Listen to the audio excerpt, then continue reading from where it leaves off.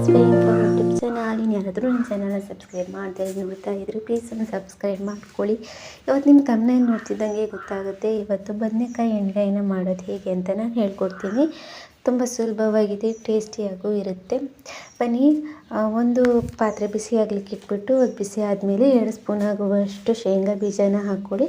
ಅದು ಕೆಂಪಾಗುವವರೆಗೂ ಹುರ್ಕೊಂಡು ಎತ್ಕೊಂಡಿರಿ. ಆಮೇಲೆ 2 ಸ್ಪೂನ್ ಆಗುವಷ್ಟು ಎಳ್ಳನ್ನ ಹಾಕ್ಕೊಂಡು ಅದನ್ನು ಕೆಂಪಾಗುವವರೆಗೂ ಹುರಿದ್ಬಿಟ್ಟು ಅದನ್ನು ಎತ್ತಿಟ್ಕೊಂಬಿಡಿ.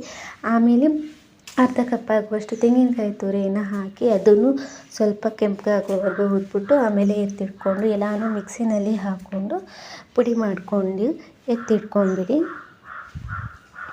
ಮತ್ತು ಒಂದು ಪಾತ್ರೆನ ಬಿಸಿ ಹಾಕ್ಲಿಕ್ಕೆ ಇಟ್ಬಿಟ್ಟು 2 ಈರುಳ್ಳಿನ ಕಟ್ ಮಾಡಿಬಿಟ್ಟು ಹಾಕ್ಕೊಳ್ಳಿ. ಅದನ್ನು ಗೋಲ್ಡನ್ ಬ್ರೌನ್ ಬರೋವರೆಗೂ ಫ್ರೈ ಮಾಡ್ಕೊಳ್ಳಿ.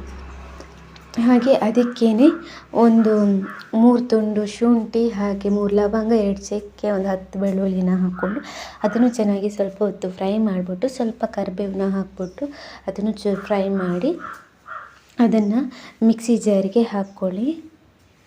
ಇದನ್ನು ಮಿಕ್ಸಿ ಜಾರಿಗೆ ಹಾಕ್ಕೊಂಡು ಅರ್ಧ ಟೀ ಸ್ಪೂನ್ ಆಗುವಷ್ಟು ಅರಿಶಿನ, 1 ಟೀ ಸ್ಪೂನ್ ಆಗುವಷ್ಟು ಅಚ್ಕಾರದ ಹುಡಿ, ಹಾಗೆ 1 ಸ್ಪೂನ್ ಆಗುವಷ್ಟು ಗರಂ ಮಸಾಲೆನ ಹಾಕ್ಕೊಂಡು ಎಲ್ಲನೂ ಪೇಸ್ಟ್ ಮಾಡಿಕೊಂಡು ಆವಾಗಲೇ ಏನು ಪುಡಿ ಮಾಡಿ ಇಟ್ಕೊಂಡಿದ್ದೀವಿ ನೋಡಿ ಅದಕ್ಕೇ ಮಿಕ್ಸ್ ಮಾಡಿಬಿಟ್ಟು ಅದಕ್ಕೆ 1 ಈರುಳ್ಳಿನ ಸಣ್ಣ ಸಣ್ಣದಾಗಿ ಕಟ್ ಮಾಡಿಬಿಟ್ಟು ಹಾಕ್ಕೊಂಡು ಮಿಕ್ಸ್ ಮಾಡಿಬಿಟ್ಟು ಎಲ್ಲನೂ ಚೆನ್ನಾಗಿ ಮಿಕ್ಸ್ ಮಾಡಿ ಬದನೆಕಾಯಿನ 4 ತುಂಡು ಮಾಡಿ, ಅಂದರೆ ಇಡೀ ಬದನೆಯಲ್ಲಿ ಸ್ವಲ್ಪ 4 ಕಟ್ಸ್ ಹಾಕಿ ಅದರ ಒಳಗೆಲ್ಲ ಈ ಮಸಾಲೆನ ತುಂಬಿಸಿಡಿ.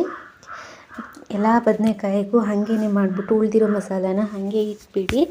ಇವಾಗ ಒಂದು ಬಾಣಲೆ ತಗೊಂಡು ಅದಕ್ಕೆ ಎಣ್ಣೆ ಹಾಕಿ 1 ಸ್ಪೂನ್ ಆಗುವಷ್ಟು ಸಾಸಿವೆ, ಹಾಗೆ 2 ಬ್ಯಾಡಗೆ ಮೆಣಸು ಕಟ್ ಮಾಡಿಬಿಟ್ಟು ಹಾಕ್ಕೊಳ್ಳಿ. ಸ್ವಲ್ಪ ಕರಿಬೇವನ್ನ ಹಾಕ್ಬಿಟ್ಟು ಎಲ್ಲ ಬದನೆಕಾಯಿ ತುಂಬಿಸಿರುವ ಬದನೆಕಾಯಿನೆಲ್ಲನೂ ಇದಕ್ಕೆ ಹಾಕ್ಬಿಟ್ಟು ಒಂದು 5 ನಿಮಿಷ ಮುಚ್ಚಿಬಿಟ್ಟು ಹಾಗೆ ಎಣ್ಣೆನಲ್ಲೇ ಬೇಯಿಸಿ ಅದಾದಮೇಲೆ ತೆಗೆದು ಆವಾಗಲೇನು ಉಳಿದಿತ್ತು ಮಸಾಲೆ ಅದನ್ನೆಲ್ಲನೂ ಇವಾಗ ಹಾಕ್ಬಿಟ್ಟು 1 ಲೋಟ ನೀರು ಹಾಕ್ಕೊಳ್ಳಿ. 1 ಲೋಟ ನೀರು ಹಾಕ್ಕೊಂಡು ರುಚಿಗೆ ಎಷ್ಟು ಬೇಕೋ ಅಷ್ಟು ಉಪ್ಪನ್ನ ಹಾಕ್ಕೊಂಡು ಹಾಗೇ ಫ್ರೈ ಮಾಡ್ಕೊತಾ ಇರಿ. ಆಲ್ರೆಡಿ ಬದನೆಕಾಯಿ ಬೆಂದಿರುತ್ತೆ ಅಲ್ವಾ, ಸೊ ಹಾಗಾಗಿ ಇವಾಗ ಜಾಸ್ತಿ ಏನು ಕುದಿಸೋ ಅವಶ್ಯಕತೆ ಇಲ್ಲ. ಮಸಾಲೆದು ಹಸಿ ವಾಸನೆ ಹೋಗಬೇಕು ಇವಾಗ ಹಾಕಿರೋದು ಅಷ್ಟೇ. ಅದಾದಮೇಲೆ ಕೊತ್ತಂಬರಿ ಸೊಪ್ಪು ಲಾಸ್ಟಿಗೆ ಹಾಕಿದರೆ ಆಯಿತು.